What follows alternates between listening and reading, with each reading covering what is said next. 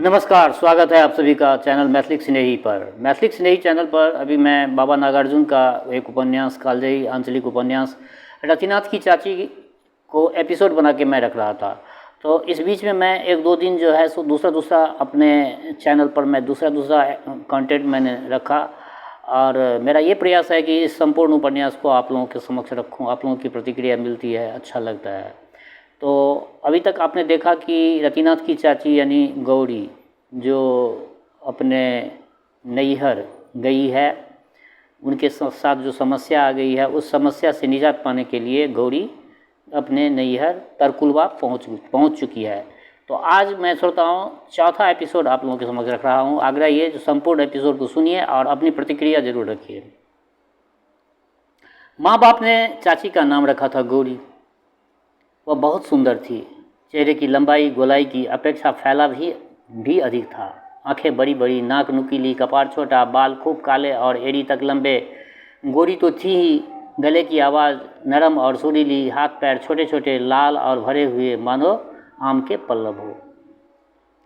गौरी के इस सौंदर्य का रहस्य उसके माँ बाप की भरी पूरी गृहस्थी तथा निर्विघ्न जीवन में निहित था। चुमन झा के 25 बीघा जमीन थी उपजाऊ, 400 मन धान हर साल होता था। एक बड़ा सा कलम बाग था जिसमें कलमी आम के 50 पेड़ थे। मालदा, कृष्णभोग, बमैया, फजली, शाहपसंद, राढ़ी, भदई, दुर्गीलाल, काकेरबा, सुकुल, सिपिया, जर्दालू सब थे। किसी साल नागा नहीं जाता था, सब साल फलता था यह कलम बाग। चुमन झा 5 पेड़ छोड़कर बाकी खटीकों के हाथ भेज दिया करते थे। 400, 500 और कभी 600 तक मिल जाता था किसी साल। इस तरह आम भी उसके लिए एक अच्छी फसल थी। संतान कुल 4 थी। उनके संतान कुल 4 हुई, 2 लड़के और 2 लड़कियां। एक लड़का और एक लड़की बची थी। लड़का जय किशोर किसी जिला स्कूल में हेड पंडित था और बाल बच्चे और पत्नी समेत बाहर ही रहता था। उन दिनों शायद डाल्टनगंज में था। गृहपति को मरे 7 साल हो चुके थे। अब गृहस्थी का सारा भार वृद्धा के कंधे पर आ गया था। जय किशोर का मामा कभी कभी इसमें अपनी बहन की मदद करने के लिए अक्सर आया करता और उनका तरकुलवा में रहना होता था। 3 साल पहले छोटे भतीजे का मुंडन छेदन हुआ था। पिछले दफे तभी गौरी यहाँ आई थी। परिस्थिति की भयानकता का अंदाज लगाकर गौरी की माँ गुमसुम थी। जयनाथ जब चले गए तब उनसे रहा नहीं गया। गौरी की टुड्डी छूकर कर्कश स्वर में उसने पूछा, यह क्या कराई है कल मुही तू? साहस नहीं हुआ गौरी माँ की आंख में आंख मिलाती, क्योंकि वो तो कलंक करके आ गई थी। माँ बोलती गई, इस खानदान में जो किसी ने नहीं किया इस अभागिन ने कर ही डाला। हे दुर्गा, हे बाबा कपिलेश्वर, अब मैं इसका क्या इलाज करूँगी? कब तक इस बात को मैं छिपा कर रह सकूँगी? नाखून से नाखून खोदती रही गौरी। अभी तक किसी को मालूम नहीं हुआ था कि गौरी आई हुई है। लोगों ने जयनाथ को सिर्फ गांव में आते हुए देखा था। आए तब तो कुछ रात ही बाकी थी। भैंस की बीमारी के बहाने गौरी की माँ ने बुधना चमार की औरत को बुलवा भेजा। वह चमाइन इन काम में उस्ताद थी। गाय, भैंस, औरत, घोड़ी, बकरी सबके काम आती थी। आसपास के 10-12 गांव में उसकी शोहरत थी। गौरी की माँ की 2 भैंसें थी, मगर उन्हें कभी कुछ हुआ नहीं। फिर भी बुधना चमार की औरत फौरन दौड़ी चली आई। गौरी की माँ ने सारी बात समझा बुझाकर चमाइन के हाथ में 5-5 रुपये के 2 नोट रख दिए, लेकिन वह सिर हिलाने लगी। नहीं मिलकाइन, इतने से काम नहीं चलेगा। यह तो दवा का दाम भी नहीं होगा। मेरी मजदूरी आप क्या देंगी? बस इतना ही। अरे 2 तो तुम्हारा बंधा ही हुआ है, गौरी की माँ ने कहा, और मैं तो इतना सा दे रहा हूँ। मुस्कुराकर सिर हिलाते हुए चमाइन ने कहा, यही बबुई तुम्हारे और भी 2-4 यहाँ बच्चे पैदा कर गई है। यही बबुई तुम्हारी और भी तो 2-4 यहाँ बच्चे पैदा कर गई है। तब कहाँ मैंने इससे कुछ कहा मलकैन, मगर आज तो मामला ही कुछ और है। इतना कहकर वह गंभीर हो गई। ज़रा देर बाद वो बोली, अगर थाने में किसी ने जाकर चुगली कर दी तो मुझे जहल होगा। तुम लोग तो धनवान हो, धनवाली हो, हाकिम भी तुम्हारी तरफदारी कर लेगा। इतने जोखिम का काम है पेट गिराना, पता चल जाए सरकार को तो मेरा सत्यानाश कर देगा। गौरी की माँ 5 रुपये का एक और नोट निकाल लाई, फिर भी वह राजी नहीं हुई। उसने कहा 10 और देने होंगे, जब काम कर दूंगी तो अपनी खुशी से आप जो कुछ और दीजिएगा मैं ले लूँगी। चमैन की बात पर गौरी की माँ ने गौर किया। वह काफ़ी प्रतिभाशाली स्त्री थी, समझ गई कि 25 से कम में यह नहीं मानेगी। ज़रूरत ऐसी आ पड़ी थी कि 50 पर भी अड़ जाए तो देना ही पड़ेगा। खैर 10 रुपये का एक और नोट निकाल कर ले आई। देते हुए कहा, देखो मेरी लड़की की इस मुसीबत से पार कर दो, 5-7 दिन के अंदर ही यह सब हो जाना चाहिए। गुपचुप जीभ निकाल कर चमैन बोली, भला यह भी कहने की बात है मिलकर, आपकी बदनामी क्या हमारी बदनामी नहीं है? पर एक बात कहती हूँ, माफ़ करना, बड़ी जात वालों की तुम्हारी यह बिरादरी बड़ी मलिच्छ और बड़ी निठुर होती है मिलकर। हमारी भी बहू बेटियाँ अनार हो जाती है, पर हमारी बिरादरी में किसी के पेट में 8-9 महीने का बच्चा निकाल कर जंगल में फेंक आने का रिवाज नहीं है। बहुत बड़ी बात यहाँ पर वो बोली है। ओह कैसा कलेजा होता है तुम लोगों का, मैया री मैया। गौरी की माँ सांस खींचकर कुछ बोली नहीं। अपनी लड़की के बड़े हुए पेट पर उनका ध्यान गया। ऐसा लगा कि उसके अंदर एक सुंदर और स्वस्थ शिशु पड़ा हुआ है। आंखें मुंदी हुई परंतु पलकें लगातार फरक रही है। ओ अभागे, तुम्हारा क्या कसूर? यही चमैन तुम्हें गांव से बाहर झुरमुट के अंदर डाल आएगी, फिर कुत्ते और सियार नोच नोच कर तुम्हें खा जाएंगे। जैसे और बच्चे अपनी माँ के पेट से समय पर बाहर आते हैं, तुम उस तरह समय पर गर्भ से बाहर नहीं निकल सकते। तुम्हारे जन्म से प्रसन्न हो सोहर गाए ऐसी एक भी औरत नहीं होगी। मेरा बस चलता तो अच्छा मलकन, अभी मैं चली, कल शाम को आऊँगी। इतना कहकर चमैन आंगन से बाहर गई, लेकिन फिर लौट आई। कहा, जरा देख तो लूँ बबुई को। माँ ने कहा, पूरब वाले घर में है, जाओ देख लो। गौरी को झपकी आ गई थी। आहट पाते ही उसने आंखें खोल दी। चमैन ने करीब जाकर देखा, बोली, 8वां महीना है बबुई, नाहक तुमने वक्त बर्बाद किया। पेट 3-4 महीने तक ही काबू में रहता है, अब देखना तंदुरुस्ती पर कितना बुरा असर पड़ता है। माँ को अंदेशा हुआ। उसने आंखें फाड़ कर पूछा, क्यों दी? गौरी की देह को फिर तैयार होने में बहुत समय लग जाएगा क्या? हाँ मलकन। चमैन घर से बाहर निकलती हुई बोली, दूसंजी मालिश करवाती रहे तो 25 दिन लगेंगे। हाँ, आज और कल बबुई को कुछ खाने नहीं देना। आज अभी तो खा चुकी है। माँ ने कहा, हाँ रात और कल खाने नहीं दूंगी। तो तू कल रात आएगी ना? जरूर आऊँगी। आती तो मैं आज शाम को ही, मगर डी टोल में सलहेश महाराज की पूजा है, भाव भगत होगी, हमारे यहाँ के सभी लोग देखने जाएंगे। बुधन चमार की औरत चली गई। गौरी की माँ ने उंगली पर गिनकर हिसाब लगाया। बड़ी छुट्टियों में, खासकर गर्मियों में, जय किशोर गांव अवश्य आया करते। इस बार भी आएंगे। माँ ने सोच कर देखा कि आधा चैत बीत चुका है, अभी समूचा बैसाख पड़ा है। जेठ के दशहरा से पहले शायद ही कभी जय किशोर का स्कूल बंद हुआ हो, और तब तक गौरी बिल्कुल तंदुरुस्त हो जाएगी। इस गणित ने उस वृद्धा को कुछ आश्वासन मिला। उस वृद्धा को जय किशोर बाबू बहुत ही अच्छी प्रकृति के आदमी है, फिर भी माँ को खटका था कि अपनी बहन के संबंध में यह कुकांड जब किसी तरह उन्हें मालूम होगा तो कुछ कहेंगे अवश्य। इसके अतिरिक्त उमानाथ भी किसी साल आम खाने आ जाता था। अपनी माँ के बारे में जब वह सुनेगा तो आश्चर्य ही नहीं, कुएं में कूदकर जान दे देगा। माँ को मार भी डालेगा। लड़की को 6-8 मास पहले पास रखना माँ को और भी भारी लग रहा था। इन बातों को सोचते सोचते वृद्धा का दिमाग जब पथरा गया तो एक बार फिर पूरब वाले घर में घुसी और गुस्से में आकर गौरी की ठुड्डी पर एक ठुनका लगा दिया। गौरी हाव हाव करके रोने लगी, रो पड़ी। आंखों से आंसू की धार बहने लगी तो उसने बंद होने का नाम ही नहीं ले रहा था। माँ जी करा कर कुछ देर आवाज़ खड़ी रही, फिर धम से वहीं बैठ गई माथा पकड़कर, और लड़की को अपनी छाती से लगाकर बुढ़िया भी रोने लगी। दरिद्र कुल में लड़की ब्याहने का यही दुष्परिणाम था। शुभंकरपुर के यह वैद्यनाथ झा कुलीनता की दृष्टि से जरा बड़े थे।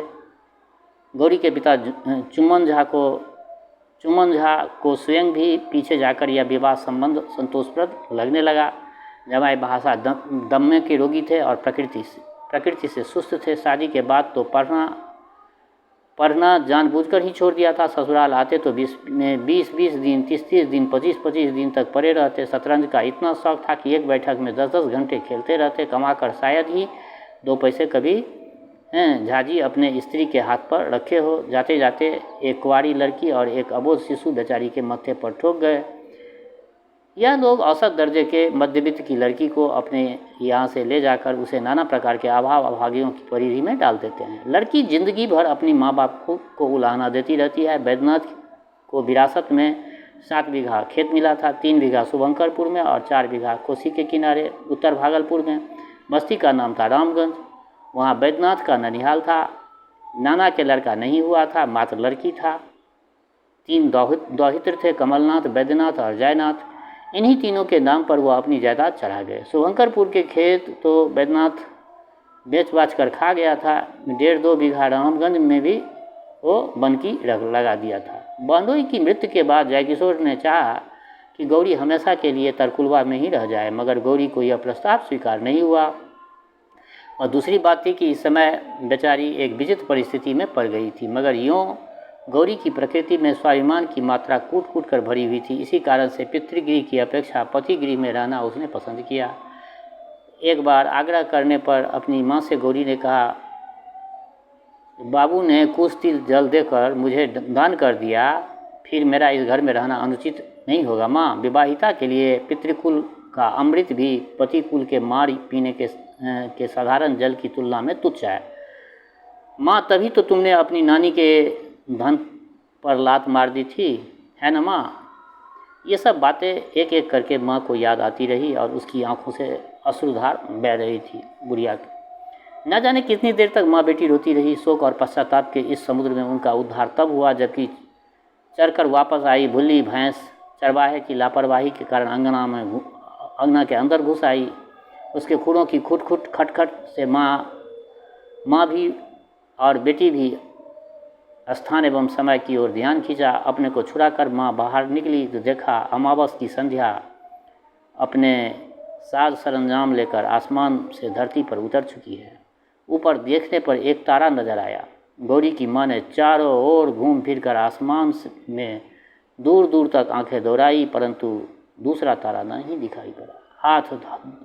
तब हाथ जोड़कर उसने पहले तारे को प्रणाम किया और साथ ही एक श्लोक पढ़ा। एक तारा मया दृष्टा द्वितीया नैव दृश्यते तद्दोषा परिहाराय नारदाय नमस्तुते।